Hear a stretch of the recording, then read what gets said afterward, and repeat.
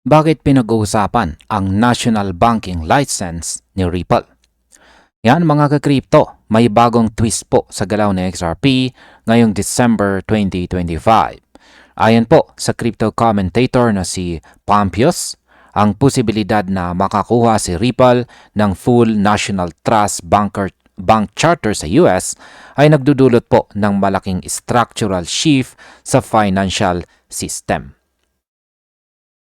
Ito ay hindi simpleng hype lamang, kundi regulatory at operational framework na pwede pong baguhin ang dynamics ng market.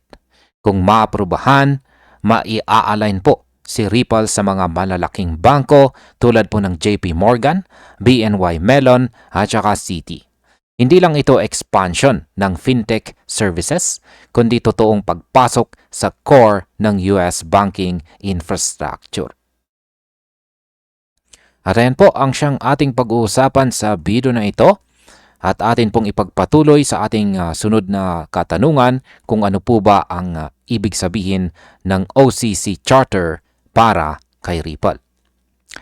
Ayan, ang Office of the Comptroller of the Currency or OCC ang regulator ng major US banks. Kapag nakuha po ni Ripple ang charter, magkakaroon siya ng parehong custody powers at saka institutional clearance mechanisms tulad po ng malalaking bangko. Ito ay malaking hakbang dahil pwede pong makipag-direct access siya sa Federal Reserve, mag-custody ng digital at tokenized assets at mag-issue ng stablecoins.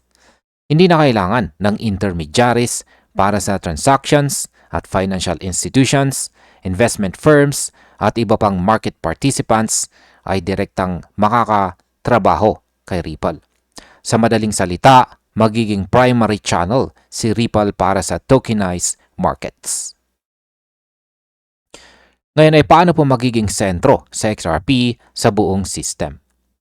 Dito po pumapasok ang pinaka-interesting part, ang papel ni XRP bilang settlement asset. Ayon po kay Pompeius, si XRP ang magiging bridge para sa transactions sa tokenized financial systems. Kapag ginamit po ng mga bangko si XRP sa daily settlement na aabot sa $6 trillion globally, kahit maliit lamang na portion ay malaki ang demand relative sa fixed supply ni XRP. Kaya ang target price na $50 ay hindi po overestimate, kundi base po sa practical liquidity needs ng system. Ito ang pinaka-solid na narrative kung bakit hindi lamang hype ang galaw ni XRP ngayon. Ngayon ay bakit po ba mahalaga ang regulatory context ngayon? Ang SEC lawsuit kay Ripple ay nagsilbing delay mechanism, hindi po existential threat. Noong August 2025, natapos po ang kaso at nag-improve ang positioning ni Ripple sa regulatory landscape. Dahil dito, mas handa po si Ripple na makipag-integrate sa financial system ng mas malalim. Ang strategy po ay malinaw. Una ay ang clearance at saka compliance bago po mag-expand sa banking at saka tokenized infrastructure. Ito po ang dahilan kung bakit ang mga analysts at traders ngayon ay nakatingin kay XRP bilang hindi lang speculative asset kundi practical utility token sa institutional scale. Ngayon ay paano po ba maaapektuhan ang market sa ganitong approval? Kung maaprobahan po ang charter, magbubukas ito ng direktang demand para kay XRP sa institutional level. Ang financial institutions na dati ay dependent po sa intermediaries, ngayon ay makakagamit ng Ripple bilang primary settlement layer. Ibig pong sabihin tataas ang liquidity at tataas ang on-chain volume. Sa simpleng salita, hindi po ito pump lamang, kundi structural demand-driven move. Kaya para po sa mga holders at traders, dapat po nating bantayan ang approval timeline dahil ito ay literal na market catalyst na pwede pong magtulak kay XRP sa $50 na target. Ngayon ay ano naman po ang pangmatagalang implication or long-term impact nito para kay Ripple at XRP. Yan, ito po ay hindi short-term hype lamang.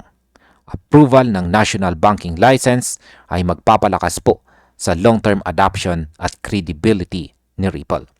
Mas malaki po ang integration sa US financial system, mas maraming institutional counterparties na gagamit kay XRP.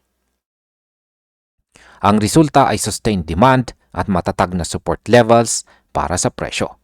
Kaya hindi lamang po speculation ang laban dito, kundi isang seryosong preparasyon para sa transformational shift ng digital asset sector papunta sa core US banking operations. Ngayon ay bakit po ba sinasabing XRP will detonate? Ayan, sasabog daw. Ito ay symbolic phrase, pero may technical reasoning.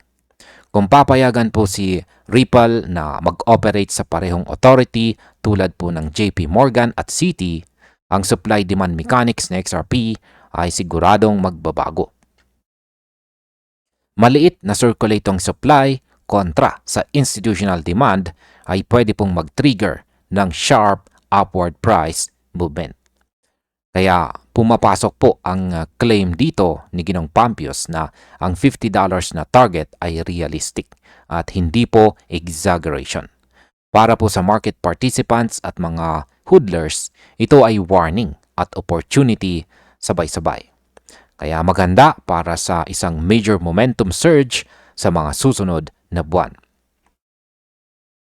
At bilang panghuli ay ano naman ang aking masasabi tungkol dito? Ang kwento po ngayon or balita ngayon ay napakalinaw.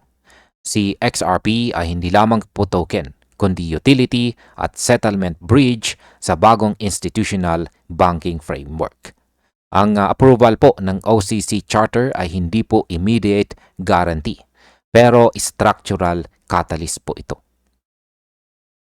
Ang mga traders, investors at hodlers ay dapat pong magbantay sa regulatory developments, ETF adoption at saka institutional inflows.